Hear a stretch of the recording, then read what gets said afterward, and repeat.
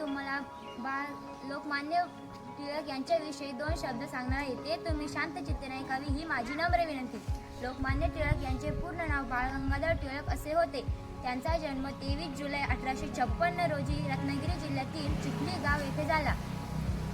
लोकमान्य टिळक केसरीतील टिळकांची पुण्यतिथी. सिंहगर्जना करायला काहीच पण सिंहाचीच लागते. सिंहगर्जना करायला काहीच पण सिंहाची लागते. म्हणून तर लोकमान्य टिळक यांच्या चरणात माझी सदैव स्वराज्य हा माझा जन्मसिद्ध हक्क आहे आणि मी तो मिळवणारच. स्वराज्य हा माझा जन्मसिद्ध हक्क आहे आणि मी तो मिळवणारच. अशी सिंहगर्जना करणारे लोकमान्य टिळक हे एक शिक्षक, वकील, क्रांतिकारक आणि सामाजिक कार्यकर्ता होते. त्यांचा जन्म 3 जानेवारी 1856 रोजी एका ब्राह्मण कुटुंबात झाला होता. स्वराज्याशिवाय प्रगती शक्य नाही असा त्यांना ठाम विश्वास होता. समोर अंधार असला तरी त्या पलीकडे उजाड आहे हे लक्षात ठेवा असे टिळकांनी जनतेला सांगितले. नाव बाळ गंगाधर टिळक असे होते. त्यांचा जन्म 23 जुलै 1856 रोजी रत्नागिरी जिल्ह्यातील चिखली येथे झाला. त्यांचे वडील गंगाधर पंत हे सुरुवातीला प्राथमिक शिक्षक होते. पुढे ते शिक्षण निरीक्षक बनले. मला 2 शब्द सांगणार आहे. ते तुम्ही शांत चित्तेने ऐका ही माझी नम्र विनंती. शब्दांची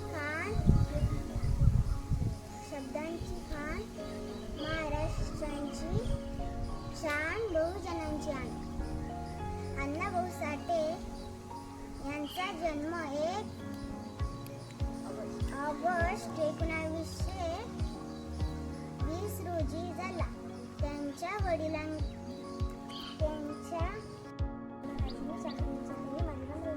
लोकमान्य टिळक यांचे पूर्ण नाव बाळ गंगाधर असे होते.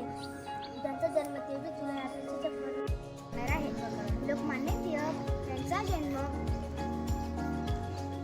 23 जुलै 1856 रोजी रत्नागिरी जिल्ह्यातील चिखली या गावी झाला. त्यांच्या वडिलांचे नाव गंगाधर आणि आईचे नाव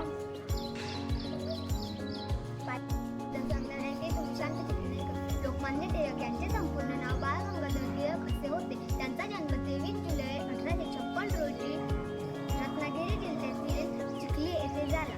त्यांचे मूळ नाव केशव असे होते, पण बाळ हे टोपण नाव कायमच राहिले. त्यांचे वडील गंगाधर पंत सुरुवातीपासून प्राथमिक शिक्षक होते. एवढे बोलून मी माझे 2 शब्द. सुस्वागतम. सगळ्यांनी मला ओळखले असतात. मी लोकमान्य टिळक. पुढे आहे अंधार, समोर आहे अंधार, त्या पलीकडे आहे उजाड. समोर आहे अंधार, त्या पलीकडे आहे उजाड हे लक्षात ठेवा मी जनतेला सांगितले.